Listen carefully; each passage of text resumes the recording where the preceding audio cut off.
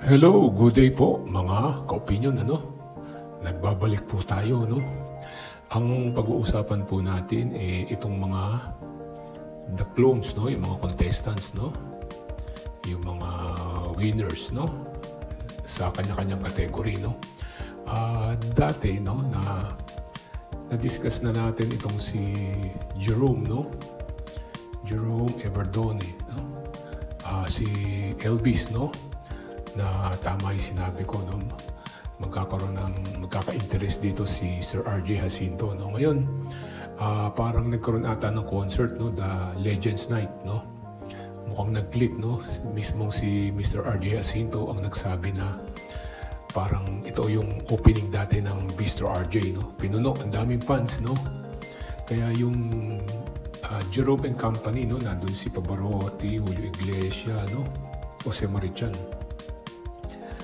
Lalo na si Matt Monroe, mukhang nag-click, dami nilang fans, Mukhang tama yung ginawa ni Mr. RJ Jacinto, Talagang magaling talaga, businessman talaga si Sir RJ Jacinto.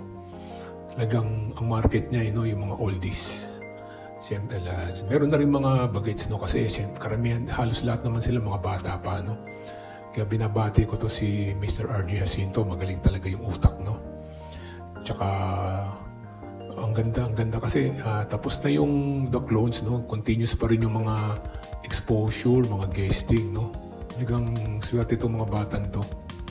Kaya talagang tuloy-tuloy lang sila, binabati rin natin yung Itbulaga, kundi din sa kanila, hindi mabibigyan ng magandang exposure itong mga batang ito, Lalong-lalo na kay Mr. RJ Jacinto na siya, Yung rock and roll king ng Pilipinas, si Mr. RJ Jacinto, saludo rin tayo sa kanya. Kita mo, naisip niya yun, di ba? Lalo na yung Elvis Night, yan sigurado magkiklik yan.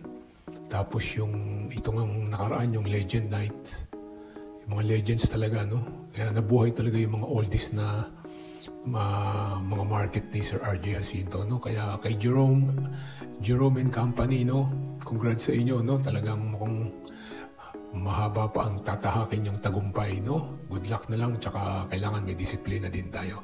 Lagi tayo nakatapak sa lupa, Kung saan tayo nagmula, kailangan nandoon pa rin tayo, Level pa rin tayo, Yan, kaya congrats, Lalo na sa Itbulaga, ang galing, Jerome and Company, tsaka kay Sir RJ Jacinto, Congrats din po sa naisip nyo. Okay, please like and subscribe. God bless.